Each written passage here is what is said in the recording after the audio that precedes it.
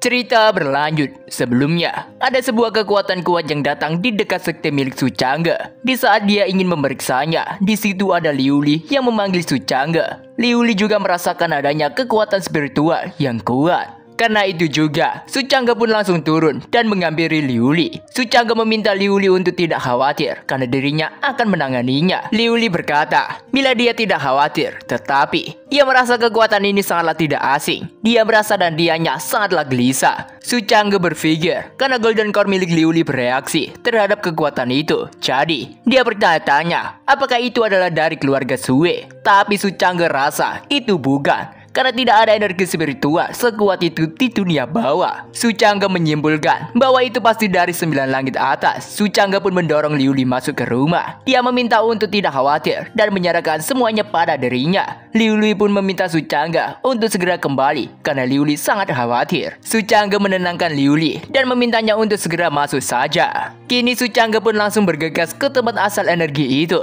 Dia melihat ke Wan Xing dan berpikir bila Wan Xing pasti tak akan terdampak. Terlebih lagi, Kaisar 9 Nether Phoenix memiliki 2 roh perang kuno yang melindungi tubuhnya. Jadi, seharusnya itu tak ada apapun di dunia bawah ini yang dapat menyentuhnya. Karena Liu Li merespon terhadap energi itu, Su Chang'e rasa itu membuatnya sedikit khawatir. Dia cukup penasaran apakah itu dewa atau hantu. Tapi apapun itu, Su Chang'e akan melihatnya.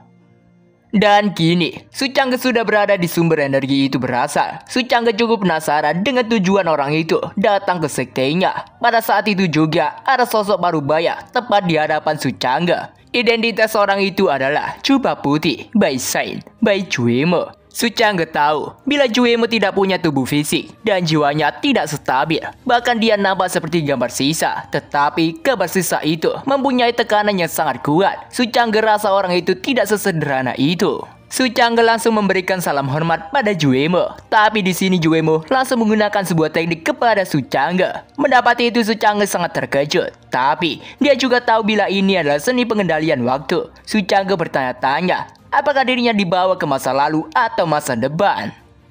Sesadarnya Su Chang'e, dia harus dikejutkan dengan serangan tiba-tiba. Dia tak menduga ternyata itu adalah Liu Li. Liu Li di situ terus melancarkan serangan ke arah Su Chang'e. Su Chang'e menghindari serangan itu, tapi dia dibuat terkejut lagi karena itu adalah cloning. Cloning yang membuat Su Chang'e tidak dapat bergerak. Liu Li pun di situ langsung bersiap dan langsung menebas Su Chang'e. Su Chang'e yang menerima itu merasa sudah sangat lama tidak ada orang yang bisa melukainya. Dia tahu bahwa itu bukan Liu Li, setidaknya bukan Liu Li yang ia kenal. Su Chang'e menyadari bila lukanya sudah hilang, jadi dia bertanya-tanya apakah Liu Li juga hantu. Tapi dia berpikir pasti jiwanya rusak. Dia tak menyangka sebuah roh bisa melukai jiwanya. Tapi bila itu orang, itu pasti sudah menghabisi Su Chang'e. Liu Li di situ menodongkan pedangnya tepat di hadapan Su Chang'e. Dia meminta Su Chang'e untuk bersiap mokat. Dalam posisi itu, Su Chang'e memanggil nama Liu Li. Mendengar itu Liu Li langsung dibuat sedikit ragu. Tapi dia langsung sadar kembali. Dia meminta Su Chang'e untuk tidak berpikir. Dirinya tidak berani menghabisi Su Chang'e. Su Chang'e bertanya, ada apa sebenarnya semua ini?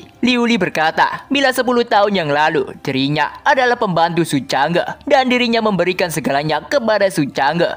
Tapi, Su Chang'e malah meninggalkan dirinya. Liu Li rasa Su Chang'e tidak layak untuk memanggil namanya. Mendengar itu Su Chang'e dibuat bingung. Karena mereka berdua 10 tahun yang lalu belum saling mengenal. Su Chang'e terus berpikir. Karena Liu Li berkata 10 tahun yang lalu. Jadi, dia menyimpulkan bila Liu Li yang sekarang adalah Liu Li di 10 tahun kemudian. Dia juga tahu bahwa Liu Li berkultivasi bersama dengan Juemo. Pada kehidupan sebelumnya, Su Chang'e bukan hanya tidak berusaha menjaga Liu Li, tetapi dia juga mengabaikan Liu Li selama 10 tahun sehingga dia menyimpan dendam kepada Su Chang'e. Su Chang'e pun meminta Liu Li untuk mendengarkannya. Dia berkata, bila semua hal yang terjadi bukan seperti yang Liu Li bayangkan. Su Chang'e memberitahu bila dia tidak pernah bilang akan meninggalkan Liu Li dan itu hanyalah kesalahpahaman saja. Dengan penuh amarah, Liu Li berkata bila Su Chang'e sudah terlambat mengatakan apapun sekarang. Dia juga memberitahu Su Chang'e bahwa dirinya sudah meminta orang-orang dari Senling untuk menghancurkan semua pasukan Su Chang'e di dunia bawah. Jika Su Chang'e ingin balas dendam, Liu Li akan melawan Su Chang'e. Mendengar nama Senling, Su Chang'e sangat terkejut. Dia mengerti bahwa setelah malam ini seseorang dari Senling akan datang menjemput Liu Li. Jadi, jika Su Chang'e tidak menangani semua ini dengan benar, Liu Li akan menjadi musuhnya. Su Chang'e meminta Liu Li untuk mendengarkannya, tapi Liu Li di sini berteriak dan langsung menghunuskan pedangnya kepada Su Chang'e. Su Chang'e di sini menghindari pedang itu. Su Chang'e rasa dia harus menguji kekuatan Liu Li di 10 tahun ke depan. Su Chang'e di situ menggunakan kekuatannya dan langsung menghancurkan pedang Liu Li. Tapi dia merasa ada sesuatu yang menjanggal. Dan ya, Liu Li di situ menggunakan teknik bilingnya, Starling Feeling. Pecahan pedang itu berlangsung melesat dengan cepat, menghantam tubuh Su Chang'e. Su Chang'e di situ dibuat terkapar tak berdaya. Liu Li menatap sinis ke Su Chang'e dan mengucapkan selamat tinggal atas kematian Su Chang'e. Waduh. Hingga pada akhirnya, sekarang Su Chang'e sudah kembali ke kesadarannya sekarang. Cuemo bertanya, apakah Su Chang'e sudah mengerti sekarang mengapa sisa roh dirinya perlu melakukan perjalanan 10 tahun untuk menemukan Su Chang'e. Su Chang'e berterima kasih kepada Cuemo atas perhatiannya. Cuemo berkata, bila menghitung waktunya, malam inilah awal bulan dari semua itu. Dia tidak tahan melihat muridnya menyesali hidupnya. Jadi, Cuemo menghabiskan seluruh energinya untuk mengirim gambar belakang itu ke 10 tahun yang lalu. Cuemo berkata, bila itu bukan hanya untuk Su Chang'e dan Liu Li, tetapi itu juga untuk keuntungan semua orang di dunia. Dia berharap Su Chang'e dapat mengerti. Dia juga meminta untuk memastikan menghindari semua itu. Su Chang'e berpikir, bila itu tidak ditangani, maka itu tidak hanya menciptakan musuh untuk dirinya sendiri. Dia bertanya-tanya, berapa nyawa yang hilang ketika dua kekuatan utama bertabrakan.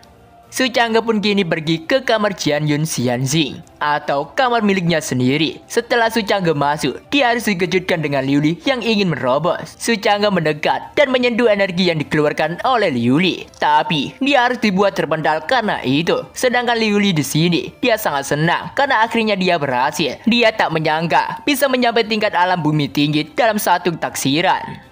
Tapi dia terkejut setelah mengetahui Su Chang'e tergeletak di lantai. Dia meminta maaf kepada Su Chang'e karena dirinya Su Chang'e bisa terluka. Su Chang'e di sini bertanya di dalam hati, kenapa dirinya selalu dipukuli belakangan ini. Su Chang'e bertanya bagaimana Liu Li bisa mendapatkan kemajuan. Liu Li pun berkata, setelah Su Chang'e pergi, ada seseorang yang tiba-tiba, ya, belum saja menyelesaikan perkataannya, tiba-tiba ada energi kuat yang datang di kamar Su Chang'e. Su Chang'e meminta Liu Li untuk tetap waspada. Energi itu melilit Su Chang'e dan ternyata itu adalah Cuemo. Melihat Su Chang'e, Cuemo bertanya-tanya, apakah Su Chang'e adalah pasangan abadi Liu Li? Ia rasa hubungan cinta adalah hal yang paling menyusahkan. Jadi, dia berniatan untuk menghabisi Su Chang'e saja. Su Chang'e berkata, jika Cuemo menghabisinya, dia takut Liu Li tak akan mematuhi perintah Cuemo. Cuemo berkata bila Liu Li menjadi orang kudus, dia akan tahu kebaikannya saat ini. Jadi, dia meminta Su Chang'e untuk pergi saja dengan tenang. Liu Li meminta Cuemo untuk berhenti, tapi Cuemo di sini berkata bahwa seekor katak di dalam sumur memiliki kehidupan di dalam hatinya. Jadi, ia rasa Su Chang'e hanyalah akan mempengaruhi pikiran Liu Li. Ia menganggap kematian Su Chang'e bukan hal yang disayangkan. Dia juga berkata, bila Liu Li sudah pergi ke surga ke-9,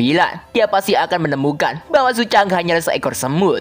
Mendengar itu Liu Li sangat marah. Dengan nada tegas dia meminta Cuemo untuk berhenti. Liu Li di sini mengeluarkan sebuah aura berwarna kuning kemerahan. Cuemo sangat terkejut karena Liu Li telah membangkitkan garis darah Senling. Dengan cepat Liu Li sudah ada di belakang Cuemo. Dia berkata, bila dirinya bersyukur Cuemo telah menginspirasi kultivasinya. Tetapi jika ada yang menyentuh Su Chang'e, Liu Li tak akan melepaskannya. Terlepas itu dari para dewa atau Buddha, dia akan menghancurkannya. Liu Li di situ menyerang Cuemo, tapi itu hanyalah klon yang dibuat Cuemo. Melihat itu Su Chang'e sadar bila itu adalah gerakan samar dalam ilusi yang ia alami tadi. Dengan itu, Su Chang'e yakin bahwa Cuemo memanglah guru Liu Li. Cuemo tertawa, dia memuji Liu Li. Ia rasa Liu Li memang cocok mewarisi garis keturunan Senling miliknya, karena Liu Li sangat bertekad dan dirinya bukanlah iblis. Cuemo akan membiarkan Su Chang'e pergi. Cuemo pun langsung melepaskan energi yang menjerat Su Chang'e. Cuemo berkata kepada Liu Li bahwa Liu Li memiliki darah Senling miliknya di dalam tubuh Liu Li. Selama Liu Li kembali bersama Cuemo, dia akan menjamin bahwa Liu Li akan masuk ke wilayah orang-orang kudus dan menjadi ratu Senling. Dan dalam waktu 10 tahun, Liu Li sedikit ragu untuk menerima tawaran itu. Dia melihat ke Su Chang'e dan memanggilnya. Melihat itu, Cuemo rasa memang Su Chang'e akan menghalanginya. Jadi, lebih baik dia menghabisi Su Chang'e saja. Su Chang'e menenangkan Cuemo. Dia meminta untuk membiarkannya tidur dengan Liu Li dulu. Waduh. Dan sekarang, mereka berdua pun sudah bersiap. Mereka bersiap melakukan itu pada malam ini juga. Liu Li menarik Su Chang'e hingga pada akhirnya mereka pun melakukan anu.